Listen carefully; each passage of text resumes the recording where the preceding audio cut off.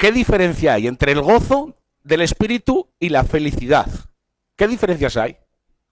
Es algo que nosotros, eso, por ejemplo, esa base la tendríamos que tener y la tenemos que tener clara, ¿vale? Mi yerno me hizo esa pregunta hace poquito, me habló de las diferencias que había entre el gozo y la felicidad y bueno, estuvimos debatiendo ahí. Y creo que es algo que necesitamos saber. Miren, yo en los cuatro, este es el cuarto sermón me parece, que compartimos de la serie La gloria a través de una vida cruciforme, es decir, la felicidad, el gozo a través de una vida cruciforme, el gozo a través de la cruz, se ha titulado.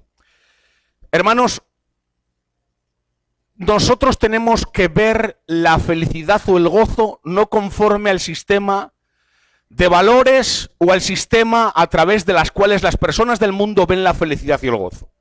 El cristiano lo tiene que diferenciar a través de lo que Dios ha estipulado cuál es el gozo del cristiano. Miren, diferencia entre felicidad y gozo. La felicidad depende de las circunstancias que nos suceden y es por esa razón que nos volvemos esclavos de las circunstancias. Hermanos, el gozo que el Señor nos da no tiene nada que ver con la felicidad que el mundo proclama. ¿Por qué? Porque la felicidad del mundo está agarrada a las circunstancias. Por lo tanto, todos aquellos que buscan ser felices por medio de las circunstancias, al fin y al cabo se vuelven esclavos de esas circunstancias. Y en el momento que esas circunstancias no son favorables, la felicidad se esfuma de esas vidas y de esos corazones. Son muchos los que buscan la felicidad, son muchos los que buscan el gozo, son muchos los que buscan la plenitud y la satisfacción en el alma, buscando la felicidad en lugares y en fuentes equivocadas. Pero déjame decirte algo en esta hora, tú que me escuchas, hermano y hermana mío. Es momento de que empecemos a ver cómo Jesucristo nos plasmó a través de la palabra el gozo del cristiano. Porque debemos reconocer que las circunstancias a veces no son buenas. Por lo tanto, si Cristo dijo en el mundo tendréis aflicción, entonces ya no hay felicidad, conforme el mundo lo expone la felicidad. ¿Entienden? En este mundo, es en este mundo cuando necesitamos el gozo del Espíritu, hermanos. La felicidad depende de las circunstancias, el gozo depende del Señor. Por eso el cristiano debe estar gozoso en todo momento. Yo decía en los anteriores sermones que el gozo está por encima de las lágrimas derramadas. Que el cristiano llora, pero por encima de sus lágrimas está el gozo del Espíritu. Que el cristiano se aflige, pero por encima de la aflicción está el gozo del Espíritu, hermanos. Debemos de regocijarnos en el Señor siempre, y la razón es porque Él nunca cambia a diferencia de las circunstancias. Las circunstancias son cambiantes, son fluctuantes. Hoy tienes dinero, mañana no tienes. Hoy te van bien los negocios, mañana no te van. Hoy tienes salud, mañana estás enfermo. Por lo tanto, a diferencia de las circunstancias, el gozo del Espíritu es un gozo permanente, porque no está anclado a las circunstancias, sino que por encima de las circunstancias podemos gozarnos. Como dijo el autor de Hebreos, Jesús enfrentó la cruz puesto el gozo delante de él. ¿Cómo debemos de tener plenitud de gozo? Muchas veces buscamos en lugares equivocados, y a muchos nos pasa esto, hermanos. Una vez muchas veces he buscado las llaves del coche y muchas veces pues he buscado en los pantalones, he buscado en las chaquetas y muchas veces no las he encontrado, ¿verdad? Para eso siempre es buena Ruth. ¿Y sabéis dónde va siempre? Al lugar donde las dejo normalmente. Siempre están allí. Yo las puedo buscar y rebuscar en otros sitios, pero siempre están allí. ¿Dónde tienes que ir a buscar la felicidad? Deja de buscarla en lugares equivocados. Jesús salió a tu encuentro. Y es en el mismo sitio donde Jesús salió a tu encuentro que tienes que ir a buscar el gozo del Espíritu. Deja de buscar en fuentes equivocadas, Iglesia del Señor. El gozo es una necesidad absoluta. Si tú estás en intimidad con Dios viviendo una vida cruciforme, debes tener gozo continuo y contagioso. Si tú estás viviendo una vida cruciforme, yo la semana pasada os decía que no solo Jesús nos plasmó en la palabra sus sus consejos, su palabra, sino que su vida fue un mensaje para todos nosotros, y que a través de una vida en cruz o cruciforme, que es lo que Jesús vivió, se puede hallar un gozo completo, hermanos. Es muy triste ver a cristianos que profesan a Cristo, como os dije la semana pasada, con actitudes de amargura. ¿Por qué es importante el gozo, hermanos? Para ganar a los perdidos para Cristo. La mejor propaganda que un cristiano puede hacer es el gozo del Espíritu. Mira, déjame decirte, las circunstancias más difíciles y adversas que te puedan suceder en la vida es en esos momentos donde el gozo del Espíritu tiene que brillar con tal potencia, hermanos, que los que estén alrededor de ti puedan decir, verdaderamente este es un hijo de Dios. Miren, y ya voy a entrar al sermón de lleno, cuando el padre de Mariluz, la niña que asesinaron, a los pocos días yo lo vi en un escenario a ese hombre. Y después de que hacía unos días que habían asesinado a su hija, se sube a un escenario y empieza a cantar al Señor, y empieza a cantar, aunque no entienda nada, te seguiré amando. Hermanos, eso fue la imagen más desgarradora de ese trágico suceso. A pesar de que el momento había sido totalmente cruel, aunque la vida la había golpeado en el centro de su corazón, este hombre seguía proclamando a Cristo y podía expresar un gozo que no atendía a las circunstancias. Porque razonalmente, hermanos, eran circunstancias para volverse loco, pero el gozo que había en el corazón de este hombre le llevaba a cantar, aun cuando todos los demás estaban destrozados. Amén. La pregunta es, ¿de qué dependes? ¿De las circunstancias para mantenerte feliz o del Espíritu para mantenerte con gozo? ¿Entienden, hermanos? Debemos tener gozo, pero no un gozo cualquiera, sino un gozo abundante. En 1 de Pedro capítulo 4, versículo 13. No, me pasa unos versículos, Antes bien, en la medida en que comparten los padecimientos de Cristo, regocíjense, para que también en la revelación de su gloria se regocijen con gran alegría. Fíjense en lo que dice el versículo. Antes bien, en la medida en que comparten los padecimientos de Cristo, regocíjense. Pero, señores, ¿cómo vamos a regocijarnos en medio de los padecimientos que padeció Cristo? ¿Cómo uno puede gozarse en medio del dolor? ¿Cómo uno puede gozarse en medio de la aflicción? Hermanos, antes bien, en la medida en que comparten los padecimientos de Cristo, regocíjense para que también en la revelación de su gloria se regocijen con gran alegría. No se trata de un gozo mediocre o fingido, sino un gozo abundante y sobrenatural. Si no has visto a Jesús con gozo abundante, es que todavía no has visto a Jesús. Mirad, hermanos, que no se trata que yo vaya donde ti y te diga, ¿qué tal vas, hermano? Bien, en victoria, lo que decíamos antes, Eduardo. Bien, con alegría. No, si estás destrozado, alma cándida, di la verdad. Estás roto, tienes el corazón herido. Si no se trata de eso del gozo, de querer aparentar un gozo que es inexistente. Se trata que en medio del padecimiento, se trata de que en medio de la tribulación tú puedas permanecer tranquilo, con tu corazón confiado, y que esa paz que sobrepasa todo entendimiento esté en tu corazón. De eso se trata el gozo. De eso se trata, hermanos. El gozo no es la ausencia de problemas en tu vida, sino el aumento del poder de Dios para enfrentar esos problemas.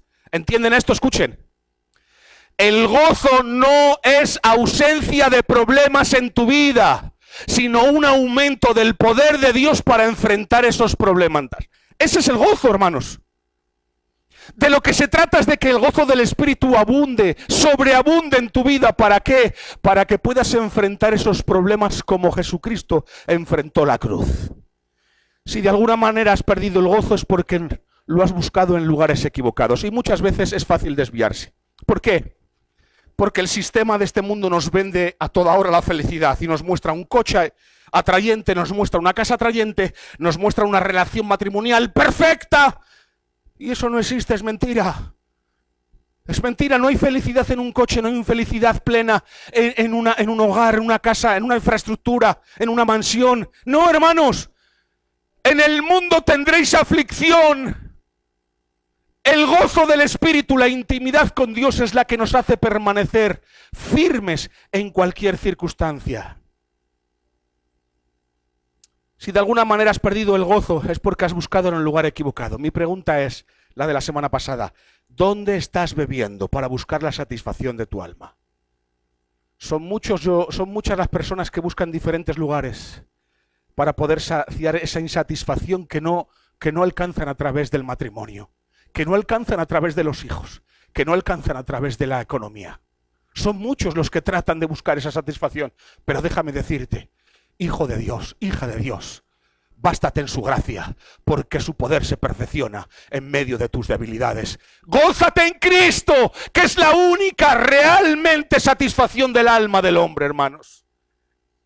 Y la pregunta es, ¿qué características, qué rasgos de carácter, ambiciones, valores dieron la forma a la vida de Jesús? Si decíamos la semana pasada que había mucho gozo en vivir una vida conforme a la que Jesús vivió, una vida cruciforme. Jesús dijo, todo el que quiera seguirme, tome su cruz y sígame. Yo decía la semana pasada que la cruz no fue solo un evento, que la cruz no fue solo una forma, un madero. La cruz fue una forma de vida para Jesús. Jesús vivió una vida cruciforme y todo el que quiera seguirle debe vivir esa vida cruciforme para que a través de la vida cruciforme hallemos el gozo en medio de este mundo. Amén. Amén. Basta ya de vivir con la cara en el suelo. Basta ya de vivir con los hombros caídos. Ha llegado el momento que se levante una generación que a pesar de las dificultades, el gozo del Espíritu no falte. Ha llegado el momento que a pesar de las enfermedades, salgamos adelante, hermanos, y nos pongamos firmes, porque el gozo del Señor tiene que estar por encima de la enfermedad. Que el diablo ha venido para turbarnos, para... ¿Cuál es el objetivo del diablo? Apagar el gozo del Espíritu. Porque a través de que tú apagues el gozo del Espíritu, ¿sabes lo que va a pasar? Tú te vas a enfriar y vas a empezar a beber en fuentes equivocadas para saciar lo que Jesús solamente puede saciar. Por lo tanto, debemos de imitar la vida de Cristo para que realmente podamos vivir una vida cruciforme y el gozo del Espíritu empiece a florecer en nosotros. Y para contestar a esta pregunta, yo decía la semana pasada que debemos de visualizar y estudiar y escudriñar muy bien la vida de Jesús. Yo os hablaba de 4 rasgos de la vida de Jesús. ¿Os acordáis? Os hablé de la humildad. ¿Qué es lo que produjo la humildad? La humildad de Jesús, ¿qué es lo que produjo? Produjo la encarnación. Produjo la salvación, produjo la redención. Es decir, Dios, Jesús siendo Dios, se hizo hombre, se humilló a sí mismo y murió como un maldito, porque dice la Biblia, maldito todo aquel que muere en cruz. Amén. A través de la humillación, Jesús alcanzó la redención. Hay mucha gloria en la cruz. Hay mucha gloria en humillarse, hermanos. Segundo rasgo que pudimos ver en Jesucristo la semana pasada, os dije, fue la compasión. Él se compadecía de todos aquellos que tenía delante, hasta tal punto que estaba en la cruz, le estaban crucificando, después de haberle escupido, después de haberle dado latigazos, después de haberle humillado, él levanta una oración y dice, Padre, perdónalos porque no saben lo que hacen. Eso es tener compasión de los que te están haciendo daño en ese momento y a elevar una oración al Padre pidiendo misericordia para ellos. Esos son rasgos que traen mucho gozo al cristiano cuando oramos por los que nos ultrajan, por los que nos persiguen, por los que nos hacen daño, hermanos. Otro rasgo que pudimos ver en la vida de Jesucristo era que era un hombre servicial. Él vino a servir, no vino para ser servido.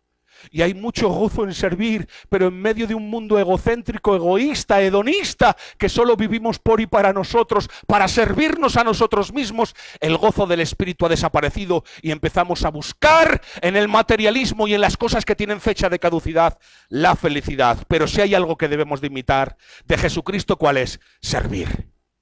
Servir, hermanos. La Madre Teresa tenía una frase que siempre me ha encantado, ama hasta que te duela y cuando te duela ama más. Sirve hasta que te duela y cuando te duela sirve más. Porque has sido llamado por Cristo para servir. Tenemos que entender que el servicio es la manifestación visible de una sobreabundante devoción a Dios. Y otro rasgo que pudimos ver la semana pasada, era un sufrimiento gozoso en la vida de Jesús. Un sufrimiento gozoso. Él enfrentó la cruz con gozo. Y mi pregunta es, ¿cómo tú estás enfrentando los problemas y las dificultades de esta vida? ¿Las enfrentas con gozo sabiendo que el Dios soberano, sabiendo que el Dios soberano está por encima de tus circunstancias? ¿O las enfrentas con ansiedad? Tu efectividad en el camino del Señor radicará en que tu gozo por Cristo esté por encima de tus aflicciones. Tu efectividad en el caminar cristiano radicará en que el gozo del Espíritu esté por encima de tus aflicciones. En el momento que el gozo del Espíritu esté por debajo de tus aflicciones, serás una veleta, la cual será dirigida por el viento de las circunstancias. El sufrimiento gozoso es una declaración de confianza en la soberanía y en el amor de Dios. Y hoy en día necesitamos cristianos que realmente sufran por amor a Cristo. No nos engañemos, en el mundo vamos a sufrir. Tú eliges por qué. Debemos de entender que todos estos rasgos y características de nuestro Señor Jesucristo, nosotros mismos no podemos producirlos, pues les produce el Espíritu en nosotros. Que no se trata de que tú... Es que hay una equivocación muy grande. Mira, yo ponía ayer en un estado de WhatsApp, no hay nada más cansino que tratar de producir en alguien lo que solo el Espíritu puede producir. Producir un carácter en una persona a través de la imposición o de la norma, lo vas a convertir en un religioso. Pero de lo que se trata es de que el gozo del Espíritu sea algo innato. Hermanos, ¿saben por qué yo respiro? Yo no estoy dando órdenes ahora mismo a mi cuerpo para respirar. Innatamente, por el impulso de supervivencia, mi cuerpo respira solo. Yo no tengo que dar órdenes. Asimismo es el gozo del Espíritu. No se trata de que nosotros tratemos de forzarnos al cumplimiento de un conjunto de normas de vida para que ese gozo esté. No, es algo innato y os lo voy a demostrar ahora un poquito más adelante. Amén. Sería un error por nuestra parte pretender generar estos rasgos en nuestras vidas por nosotros mismos. Cuando somos confrontados con estos rasgos de Jesucristo y vemos que estamos lejos de ellos, a lo que debemos de mover es a una determinación, a lo que no nos debemos mover es a una determinación por producirlos, sino a una determinación por aumentar la relación con Cristo. ¿Por qué se produce el fruto del Espíritu? ¿Consecuencia de qué es? De la intimidad. Si tú vives en intimidad con Dios, el fruto del Espíritu es producido. El gozo, la paz, la mansedumbre, la templanza, todo eso es producido de la relación, no de una imposición o el cumplimiento de un conjunto de normas. ¿Me han entendido? ¿Por qué hay cristianos amargados? Porque no viven en intimidad y el fruto del Espíritu no es producido. Hay cristianos que se adaptan a un conjunto de normas, pero sin gozo. Y eso es muerte, se han vestido, se han maquillado, eso es tanatopraxia, querer aparentar vida cuando estás muerto. ¿Entienden? Eso es la tanatopraxia. No, hermanos, aquí tiene que ser innato y el gozo del Espíritu que sobrepasa todo entendimiento, que no depende de las circunstancias, depende de una relación íntima con Cristo. ¿Por qué no tienes gozo? Porque no vives íntimamente con Dios. ¿Por qué tienes la cara estirada? Porque no vives íntimamente con Dios. Cualquier circunstancia te vapulea. Solo a través de una intimidad transformadora podemos generar estos rasgos de Jesucristo en nosotros. La imitación sin intimidad no da vida y es agotador. La imitación sin intimidad no da vida y es agotador. No trates de imitar a Cristo por tus propias fuerzas. Vas a acabar agotado. Si no tienes una intimidad, vas a acabar destruido, agotado. Vas a desistir, vas a abandonar el camino, hermanos. La imitación sin intimidad no da vida, es agotador. ¿Sabéis lo que es la imitación sin intimidad? Moralismo religioso. Eso es lo que es. será una relación agotadora querer imitar a Cristo bajo nuestras propias fuerzas. Y son muchos los que tratan de imitar a Cristo bajo nuestras propias fuerzas. Pero ¿cuándo nos vamos a dar cuenta que no podemos imitarlo? Que la vida perfecta de Jesucristo, si no es nacida del Espíritu, no podemos vivirla, señores. Que por mucho que yo traté de sacrificarme para cambiar mi manera de vivir, no lo pude hacer. Que por mucho que traté de conseguir que ciertas pasiones no me dominaran, no lo pude hacer. Solamente una transformación, solamente el fruto del Espíritu pudo hacer que yo tuviese dominio propio, hermanos.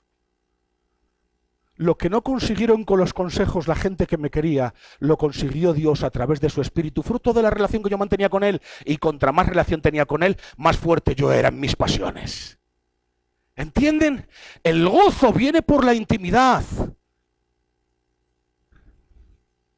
La falta de intimidad nos ha vuelto en cristianos amargados y bebedores de fuentes equivocadas. Una vida cruciforme no está basada en la imitación, está basada en la comunión íntima, la cual producirá los rasgos de Cristo en nosotros. Y eso desembocará en una vida plena y gozosa. Una vida cruciforme no está basada en la imitación, sino en la relación. Cuando Cristo dijo, todo el que quiera seguirme, niéguese a sí mismo, tome su cruz y sígame, estaba diciendo, venir a mí y estar a mi lado. Venir a mí y estar a mi lado. Lo que Jesús estaba diciendo es que se hicieran uno con Él.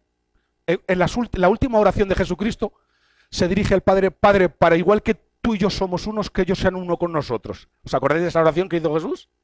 Señor, al igual que te ruego, no te ruego por ellos, para que igual que tú y yo somos unos, ellos sean unos con nosotros. Tomar la cruz te hace uno con Cristo. Partícipes de sus padecimientos con Cristo te hace participar con Él, estar en intimidad con Él. Jeremías 9, 23 y 24 dice la palabra del Señor.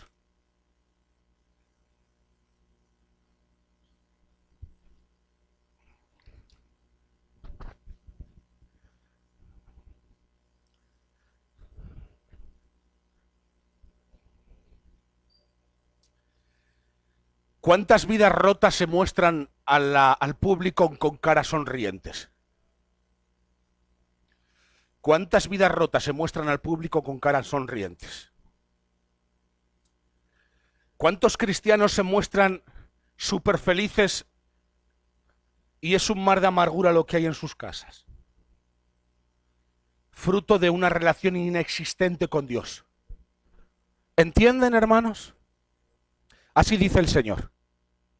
No se gloria el sabio en su sabiduría, ni se gloria el poderoso en su poder, ni el rico se glorie de su riqueza. Y ahora dice, mas el que se glorie, glóriese en esto, de que me entiende y me conoce, pues yo soy el Señor que hago misericordia, derecho y justicia en la tierra, porque en estas cosas me complazco, declara el Señor. ¿Entienden? La cruz era el instrumento en tiempos de Jesús más escandaloso y rechazable para los judíos, eso está claro, ¿vale? Pero fíjese aquí lo que dice. No se gloria el sabio en su sabiduría, ni se gloria el poderoso en su poder, ni el rico en su riqueza. Gloria, poder y riqueza. Gloria, poder y riqueza. ¿Cuál es lo que persigue la humanidad? Gloria, poder y riqueza. ¿Qué es lo que persigue el hombre para buscar la felicidad? Gloria, poder y riqueza. Ahora, en el estándar de Dios, Dios dice, no, mirad, el mundo se gloria en esto, pero vosotros no os vais a poder gloriar en esto. Vosotros, vuestra gloria es conocerme a mí. ¿Queréis ser felices? ¿Queréis ser felices? ¿Queréis tener el gozo del Espíritu por encima de las circunstancias? ¿Queréis dejar de ser veletas almáticas, sentimentales? Gozaos en mí. ¿En qué se debe de gloriar el hombre? Pero si alguien se gloria, glóriese en esto, de que me entiende y me conoce. Ahora la pregunta, ¿cuántos entienden a Dios? Pero si es Dios. Pero Dios ha revelado a través de su palabra. ¿Cuántos conocen a Dios? Y tú puedes decir, sí, yo le conozco a Dios, pero te estoy hablando cuántos le conocen íntimamente. Como he dicho, la cruz era un instrumento en tiempos de Jesús, el instrumento más escandaloso y rechazable para los judíos. Y hoy en día sigue siendo un instrumento de escándalo, pero en forma positiva. Sí, hoy en día sigue siendo un instrumento de escándalo, pero en forma positiva, pues es el medio en el cual hemos podido ver la exposición jamás contemplada por los humanos de amor de Dios por el hombre. ¿Habrá instrumento más escandaloso, positivamente hablando, en el cual hayamos podido ver una exposición más gloriosa del amor de Dios por el hombre? Dios ha elegido un instrumento de tortura para mostrar su amor a la humanidad. ¿Habrá algo más escandaloso que esto, hermanos? Primera de Corintios, capítulo 1, 22 y 23. Fíjese en lo que dice la palabra del Señor. Dice, porque en verdad los judíos piden señales y los griegos buscan sabiduría. Pero nosotros predicamos a Cristo crucificado, piedra de tropiezo para los judíos y necedad para los gentiles. ¿Han visto, hermanos? ¿Se dan cuenta? La expresión piedra de tropiezo en el original hace referencia a escándalo o a escandaloso. La cruz era tropezadero para los judíos y es que era normal que fuese tropezadero para ellos. Era una ofensa para los que esperaban un Mesías triunfante, alguien que realmente se pusiera en el trono de David, que ocupase el trono de David, un Mesías que realmente liberara al pueblo judío de la opresión romana, hermanos. Era incomprensible un Mesías crucificado para el judío tal como un héroe cobarde, hermanos. Alguien que muere en una cruz, dice la Biblia que era una persona maldita. De ahí que nadie acampó fuera cuando Jesús fue muerto y sepultado, a pesar de que él había dicho que él iba a resucitar. Nadie le creyó. Nadie le creyó, lo repitió varias veces. Nadie le creyó, ni siquiera a sus discípulos. Marcos 8, 31 y 32. Dice, y comenzó a enseñarles que el Hijo del Hombre debía padecer muchas cosas y ser rechazado por los ancianos, los principales sacerdotes y los escribas, y ser muerto y después de 3 días resucitar. Y les decía estas palabras claramente, claramente. Y Pedro le llevó aparte y comenzó a reprenderle. No le creyeron ni siquiera los discípulos. Para los judíos esta era la confirmación de que Dios no estaba con Jesús. Y los propios discípulos empezaron a dudar de él. Porque dice en Deuteronomio capítulo 21 y versículo 23, dice, su cuerpo no colgará del árbol toda la noche, sino que ciertamente lo enterrarás el mismo día. Dice, pues el colgado es maldito de Dios, para que no contamines la tierra que el Señor tu Dios te da en heredad. ¿Se dan cuenta? Murió Jesús como un maldito. En su mente no estaba la razón de un héroe, no estaba la razón de un Mesías. Jesús fue rechazado porque en base a los valores que ellos tenían, en base a los principios que ellos tenían, Jesús no cumplía el modelo de un Mesías para ellos.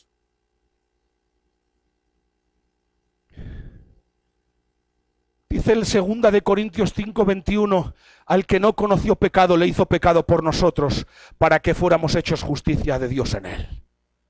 Para los judíos era imposible concebir un Mesías crucificado, pues ellos esperaban un Mesías triunfante.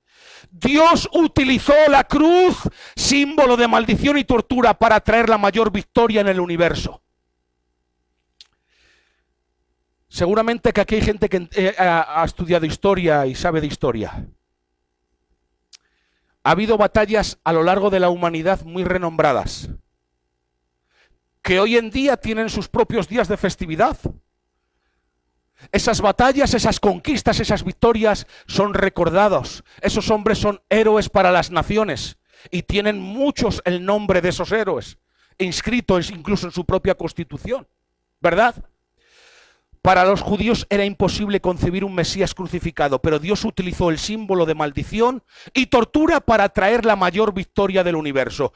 Dios utilizó la debilidad aparente de la cruz para triunfar. ¿Veis cómo los estándares del mundo no son los mismos estándares que Dios? Dice la Biblia, porque vuestros pensamientos no son mis pensamientos, ni vuestros caminos son mis caminos. El mundo determina que la felicidad es esta, pero yo os digo que a través de un instrumento de tortura traigo la salvación a la humanidad. A través de algo rechazable en vosotros, yo traigo la solución para vosotros. Dios no tuvo que ganar para triunfar. Esta frase no es mía, ¿eh? Es de un autor desconocido. Dios no tuvo que, fijaos lo que dice, Dios no tuvo que ganar para triunfar, porque bajo los parámetros y los conceptos humanos, Jesús perdió.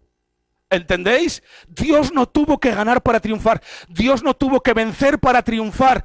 Aunque parezca paradójico y contradictorio, su muerte en la cruz trajo la mayor de las victorias en todo el universo.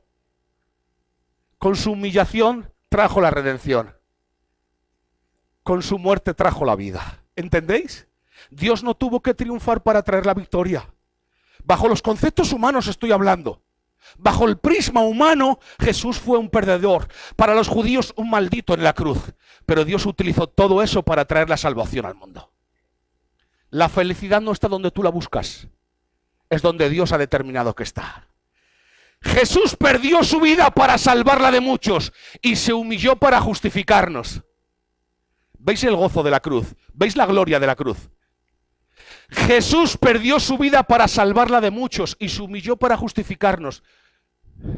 Perder y humillarse. Son dos conceptos que en esta sociedad no están basados bajo la tipificación de felicidad. Perder y humillarse. En cambio, la Biblia dice que el que se humilla, Dios le exalta. ¿Veis? Contradictorio, pero hay felicidad y gloria en ello. El que pierda su vida por causa de mí, la salvará. Perder y humillarse, sinónimos en Dios de gozo. En cambio nosotros huimos de esos sinónimos. ¿Por qué? Porque la iglesia de hoy en día está influenciada por el sistema del mundo y no por el sistema bíblico. ¿Entendéis? Por eso buscamos lo material, por eso buscamos eso que nos ha vendido Hollywood, de la casa, el hogar americano. A mí me chifla, ¿eh? Os lo digo, siempre he soñado. De hecho, desde pequeño yo siempre dije, me encantaría vivir en América. Tu casa, tu perrito, tu 4x4, tu... Sí.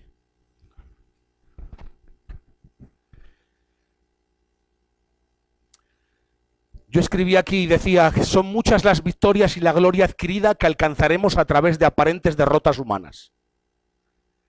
Esta frase te la tendrías que grabar en el corazón. Son muchas las victorias y la gloria adquirida que alcanzaremos a través de aparentes derrotas humanas. La gloria que hay a través de la enfermedad que estás padeciendo es indescriptible. Y puede parecer una derrota, pero hay mucha gloria en ello.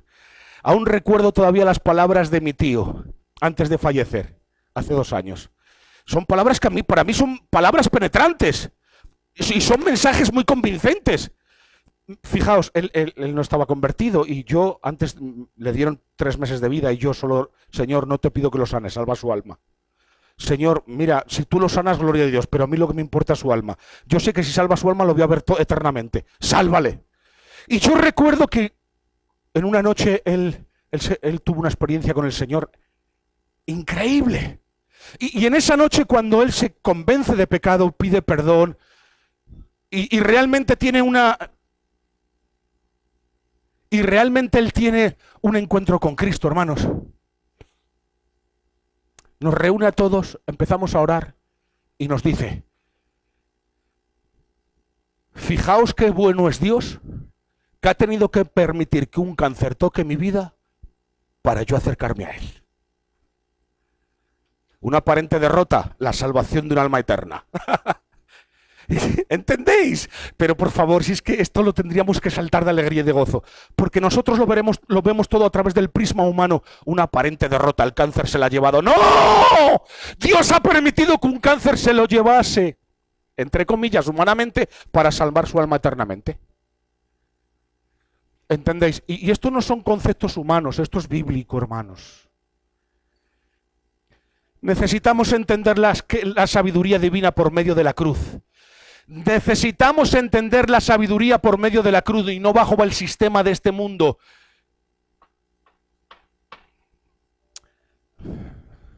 Yo sé que muchos de los que están aquí todavía están, y de las personas que estamos tratando, están a espera de tener papeles de residencia y para poder estar legalmente en este país. Y están sufriendo mucho por ello. Pero miren, que su felicidad no dependa de ello. Hermanos, gócense en Cristo. A pesar de las dificultades que puedan tener, de las necesidades que puedan estar pasando. Iglesia, que por algo que si por algo que nos puedan diferenciar, que sea por el gozo. Que en medio de las dificultades de este mundo vienen tiempos difíciles y el gozo marcará la diferencia entre los verdaderos. Necesitamos entender la sabiduría divina por medio de la cruz. Hermanos, ¿quién hubiera pensado en la tonta idea de Dios tomando forma humana para tener una muerte horrenda a favor de los pecadores que deliberadamente lo habían desafiado? ¿Habrá idea, vamos a verlo en términos humanos, habrá idea más tonta, perdonadme la expresión, es que no encuentro otra forma de expresarlo, habrá idea más tonta que la de pensar que Dios se haga hombre, se humille y se haga siervo y acabe en una cruz como maldito? ¿Quién hubiera pensado en un plan como ese?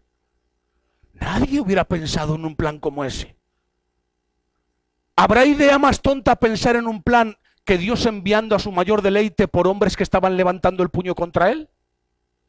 ¿Que le estaban maldiciendo? ¿Que le estaban blasfemando? Habrá idea más tonta, pero este es el Dios que tenemos, que actúa a todo lo contrario del sistema del pensamiento humano.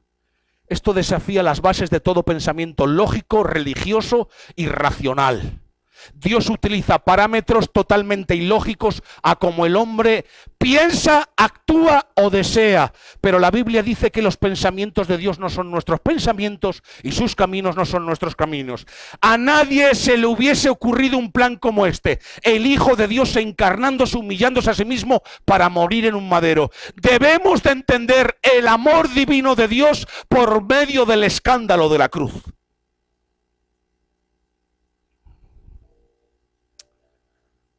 Es triste ver que la gente no vive en gozo. Es triste ver cómo los cristianos no viven en el gozo del Espíritu y son fluctuantes, movidos por las circunstancias. Es desconcertante la idea de un Dios que desciende y ama a los desagradables, a los injustos. Y tal es el objeto de su amor que se da por ellos. Para el mundo, en su concepción de pensamiento, Dios respondería a los que de alguna manera se han ganado su favor. Es decir, si tú me favoreces, Marco, yo te favorezco. Ese es el sistema de pensamiento del mundo. Pero es que Dios actúa contrariamente a ese sistema. Él se dio a sí mismo por aquellos que no le favorecían. Es que tenemos que empezar a resetear nuestra mente, ¿entendéis? El problema que tenemos es que nuestra mente está moldada al sistema de valores del mundo y el cristiano tiene que tener una mente espiritual conforme a la mente de Cristo. Ese es el problema que tenemos. Nosotros vemos el éxito de una manera muy humana cuando el éxito en la manera espiritual difiere mucho, hermanos. La teología de la cruz es incomprensible a través de racionamientos humanos, pero para los hijos de Dios la teología de la cruz tiene diferentes implicaciones. Primera implicación: me permite a entender a Dios tal y como Él se ha revelado en su forma de proceder. Esa es la primera implicación. La teología de la cruz me permite entender a Dios tal y como Él se ha revelado en su forma de proceder. Es decir, la teología de la cruz me lleva a entender la manera en que Dios ha mostrado a la humanidad. No bajo el sistema del mundo, sino bajo lo que Dios me ha revelado a través de la teología de la cruz. Segundo punto, genera nuevas motivaciones para mi comportamiento y mi experiencia cristiana. Cuando uno entiende la teología de la cruz, ya no busca el sistema de valores del mundo para ser feliz, sino que ahora realmente emplea otro sistema en el cual el gozo del Espíritu empieza a sobreabundar en esa vida y en ese corazón. Tercero, me enseña el camino del sufrimiento como un camino de gran bendición.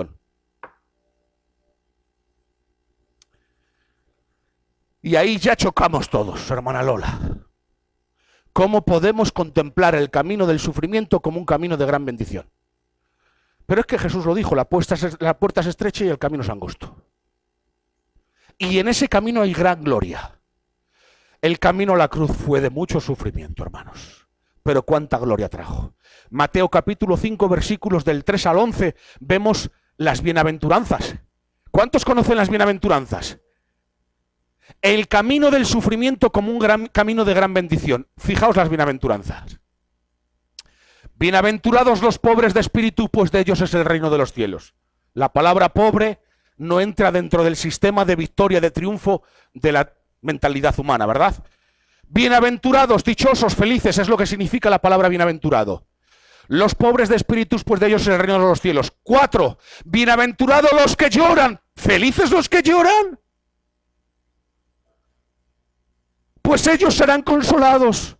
5. Bienaventurados los humildes, felices, dichosos, pues ellos heredarán la tierra. 6.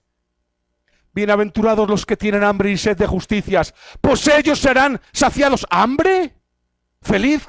¿Asociar el hambre con la felicidad? 7. Bienaventurados los misericordiosos, pues ellos recibirán misericordia. Bienaventurados los de limpio corazón, pues ellos verán a Dios. 9. Bienaventurados los que procuran la paz, pues ellos serán llamados hijos de Dios. 10. Bienaventurados aquellos que han sido perseguidos por causa de la justicia, pues de ellos es el reino de los cielos. Bienaventurados seréis cuando os insulten y os persigan y digan todo género de mal contra vosotros falsamente por causa de mí. Si tú lees las bienaventuranzas, la palabra dichoso o feliz, que es lo que significa bienaventurado, no va a poderse unir bajo la tipificación de la humanidad con la felicidad. ¿Entendéis, hermanos? Es imposible. Esos dos términos son contrapuestos en el razonamiento humano, pero ¿quién son por ejemplo, los pobres de espíritu? ¿Quién son los pobres de espíritu?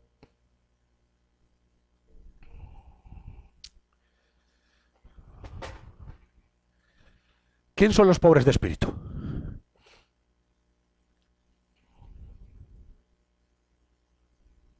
Exactamente. Los que entienden que no valen, que no sirven, que no tienen, que no pueden, que no alcanzan, que no llegan. Esos son los pobres de espíritu. Bienaventurados los pobres de espíritu, pues ellos heredarán el reino de los cielos. Vaya día con esto. Bienaventurados los pobres de espíritu, pues de ellos heredarán el reino de los cielos. Aquellos que son conscientes de que no pueden, de que no llegan, de que no alcanzan, de que es imposible caminar sin él. Esos son los pobres, aquellos que reconocen su miseria, su incapacidad. Ahora fijaos, ¿cuál es lo que el mundo está ponderando? Eres un campeón. Eres un gigante. Dentro de ti hay un potencial enorme. Eres. Pero la Biblia nos enseña que cuando realmente digo no soy es cuando realmente valgo. ¿Entendéis, hermanos? Claro que Dios te ha dado unas capacidades que te las ha dado Dios para su obra y para su gloria. Evidentemente. Pero tienes que reconocer que ni puedes, ni sirves, ni vales, ni alcanzas. Entonces serás un pobre de espíritu. Y hay una recompensa. Es la felicidad y el reino de los cielos. Dichosos, felices los que reconocen que no tienen. El pueblo de Dios se enfrenta a un ejército muy numeroso. Y el rey de Israel dice, Señor, son más grandes que nosotros en número. Son diestros en la espada, nosotros no podemos, no vamos a poder.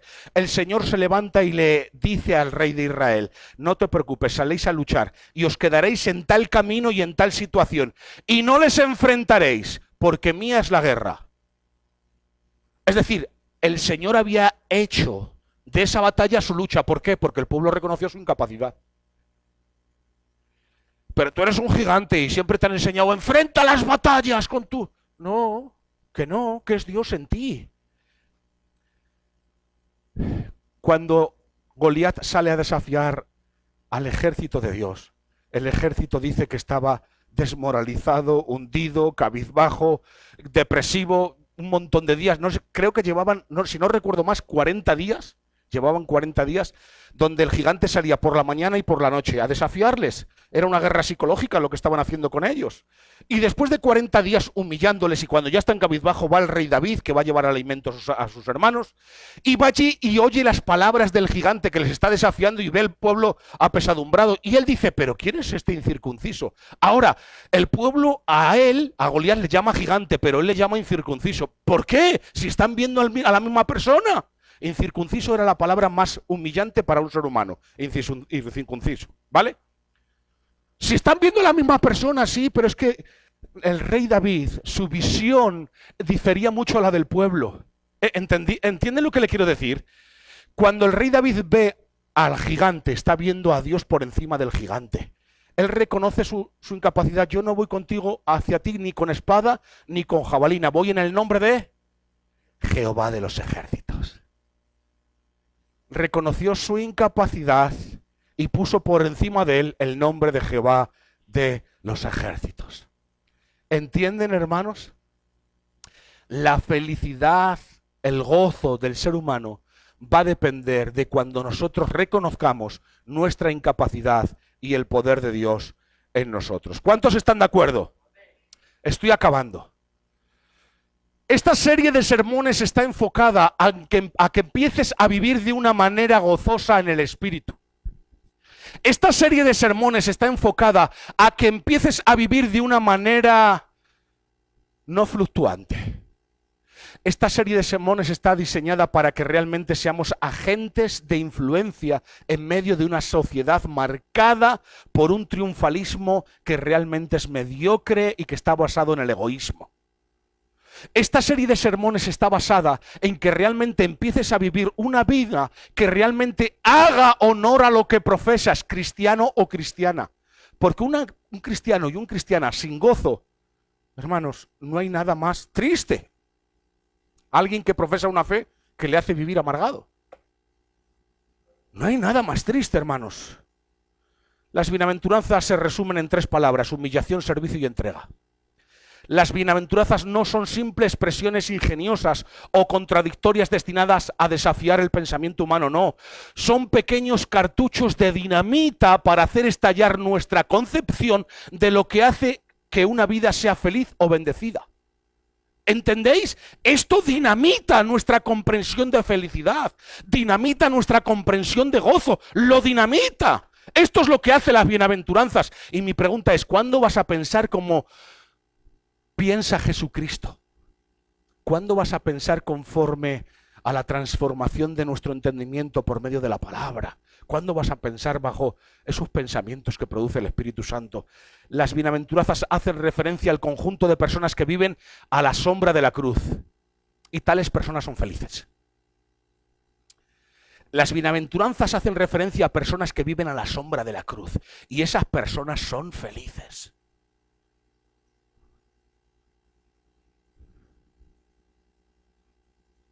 Y si yo te preguntase ahora,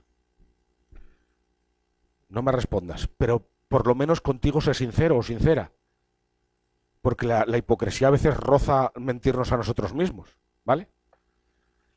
Si yo te preguntase a ti, ¿eres feliz? ¿Qué dirías?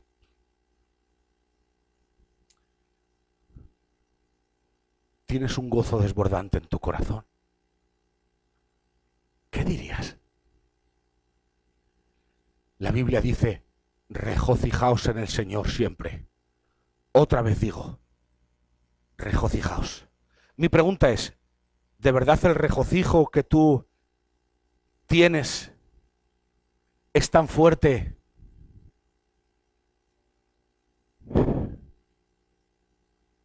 que eres agente de influencia en medio de tu hogar? ¿O tú que profesas ser cristiana eres influencia de amargura para todos los que tienes a tu alrededor?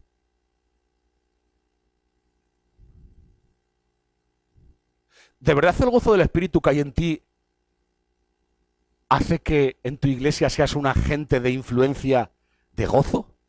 ¿O lo único que transmites a lo que tienes a tu alrededor es queja?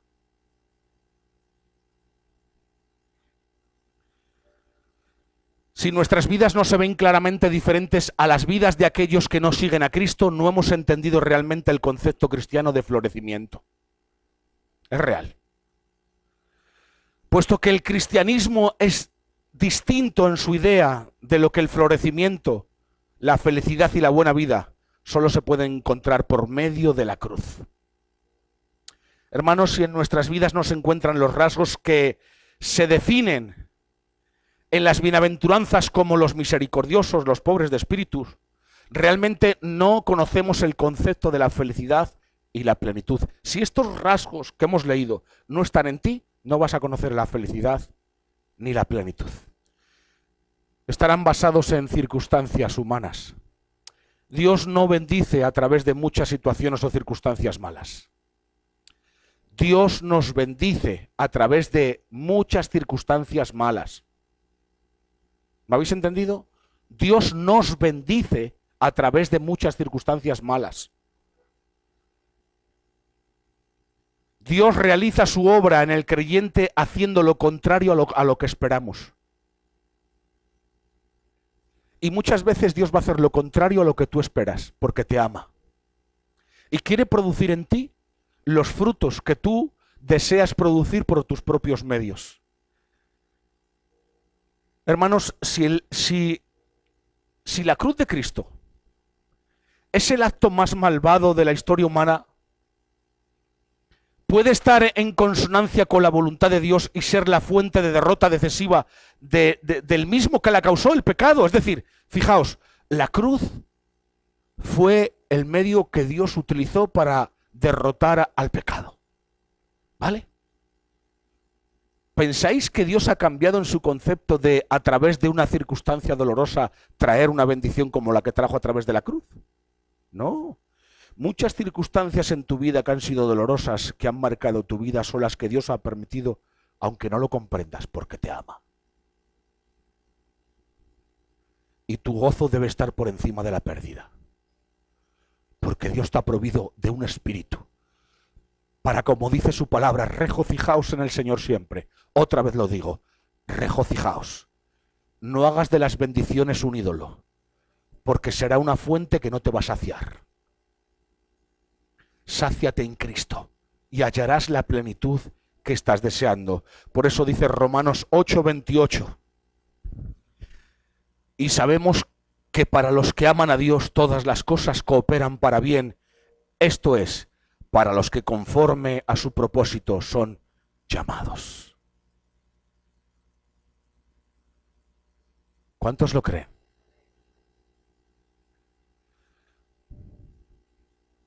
Bueno, yo quiero vivir lo suficiente para proveer para mis hijos una buena educación, porque para mí mi mayor felicidad será darles a mis hijos la mayor educación, intentarles proveerles de lo que yo no he tenido. Mirar, si en algo nos hemos equivocado la generación de ahora,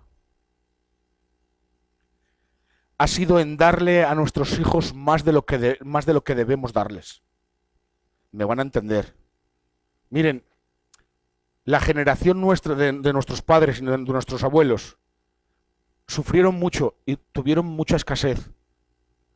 Y ellos no querían que nosotros pasáramos por lo que ellos han pasado. Entonces se esforzaron por darnos todos. Pero eso nos ha hecho no muy bien. Porque el concepto de darte todo no significa hacerte más feliz. De hecho, al darte todo quizá haga un inútil de ti. Por eso Dios a veces te lleva al desierto, para que espabiles. Sí, hermanos, la concepción del cristiano es que un Dios bueno te lleva a los oasis, pero no. Por eso dice Oseas capítulo 2, la llevaré al desierto, hablaré a su corazón y allí la enamoraré. Un lugar que no es muy idílico, un lugar desierto, donde la escasez es mucha, pero allí es donde te quiere enamorar Dios. Porque los pensamientos de Dios no son tus pensamientos, ni los caminos de Dios son tus caminos. ¿Eres feliz o vives como un amargado o una amargada? Con esto acabo. Una vida cruciforme y la teología de la cruz nos permiten entender a Dios tal y como Él se ha revelado en su forma de proceder. Me señala el camino del sufrimiento como un camino de gran bendición.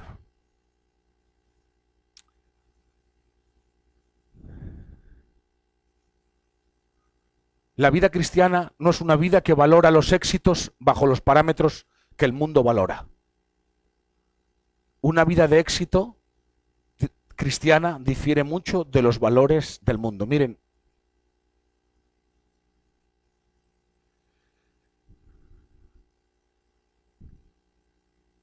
¿cuántos de ustedes conocen la vida del apóstol Pablo?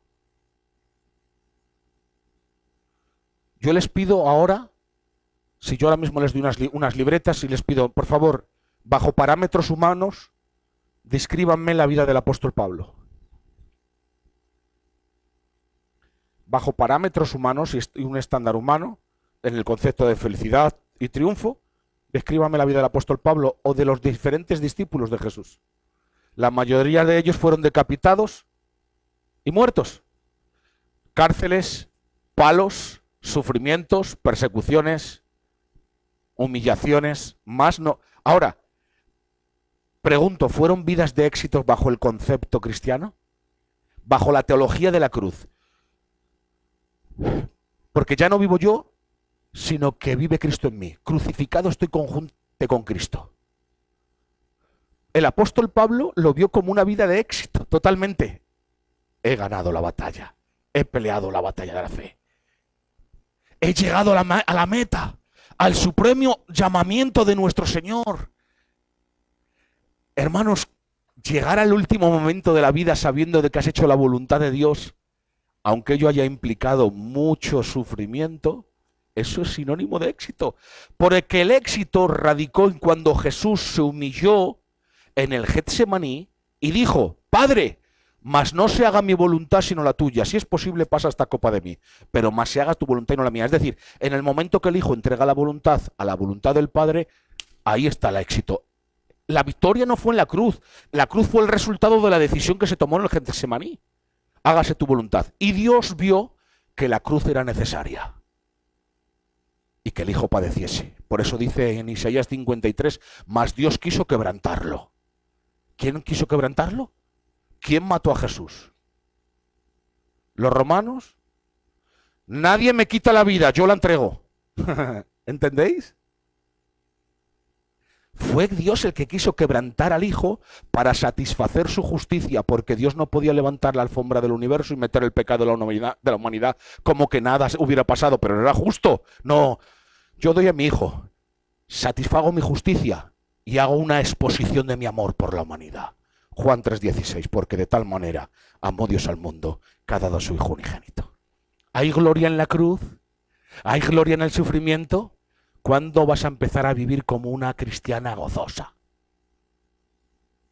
¿Cuándo vas a empezar a vivir como un cristiano gozoso? Que eso no quiere decirse que no llores, que Dios ha creado las lágrimas. Quiere decirse que por encima de tus lágrimas está el gozo. Que no quiere decirse que no te aflijas, que no, que sí. En el mundo tendréis aflicción. Lo dice Jesús. Pero por encima de tus aflicciones está el gozo del Espíritu. Y eso es lo que predomina, no lo otro, no es lo contrario. Cambia el chip.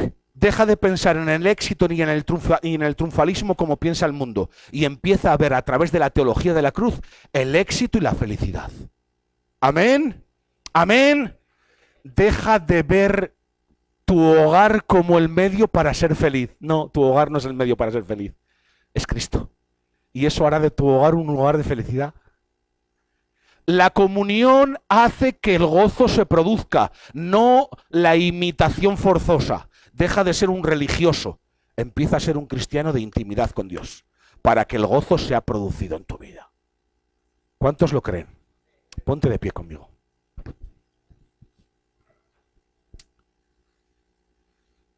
Aleluya, Señor, gracias.